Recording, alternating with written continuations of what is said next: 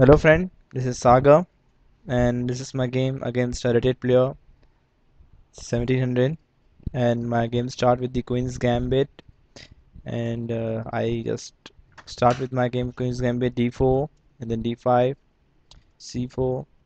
Then Queen's Gambit was accepted and I take out my knights are taking the center squares. Then now bishop to f5 and now f4 and bishop to e6 and f3. And now you can see that I have a strong attack on the center. These and this, these squares and these squares. One, two, three, four, five, six. Six squares I have just gained, and the fourth I have very much strong attack on these squares. Then now c6. Now he also just taking the center by giving the c6 pawn here. Now bishop to e2, allowing just giving my space to the king to castle on the king side. And now nf6, bishop to e3, opening my pieces, developing pieces. Now knight to bd7, he's also opening the pieces. Now knight to d2, and I'm attacking the pawn here present, the c4. Then now king to the queen, sorry, I'm queen to the b6, moved by the opponent player. Then now he's attacking the pawn here present, and I just pushed my d4 pawn to the d5, attacking the both queen and the bishop at the same time. Then now the queen to the b2.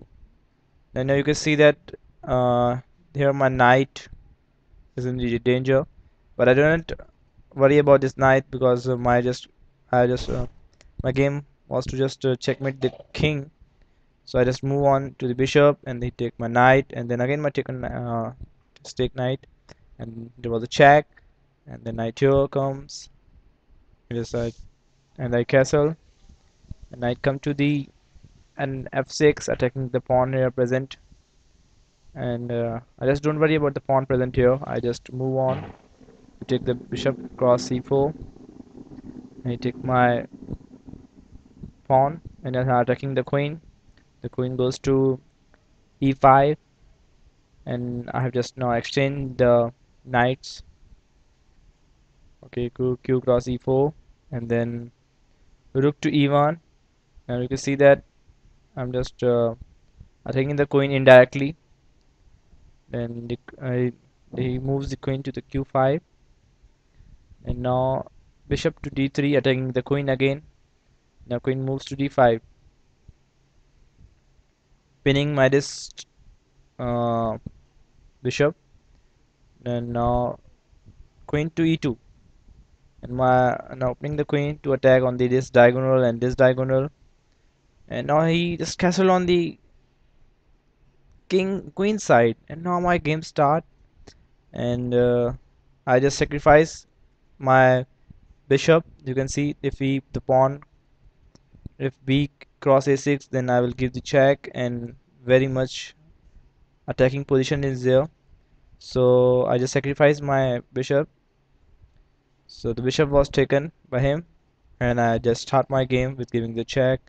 And the king come to d7, because if the king will come here on this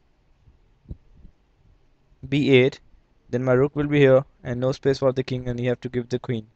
And the king come to d7, and then I just pin the queen of the opponent, and the king goes to e8, saving his king. So I just take the queen, then c cross d5, and then check. And now you see that the rook has been pinned. Now I just played my rook b1, then f6, allowing the king to move on this, and then rb7. Now rook, king take rooks, bishop cross d4, a6, and f4. Just pushing my pawn to attack the queen, to attack the king, sorry. kg7, check, kh5, and now h3, g6, then again check, kh6, and bishop comes to e3, and then check, king moves there, and queen comes to e6. Now e5, now I'm just giving my rook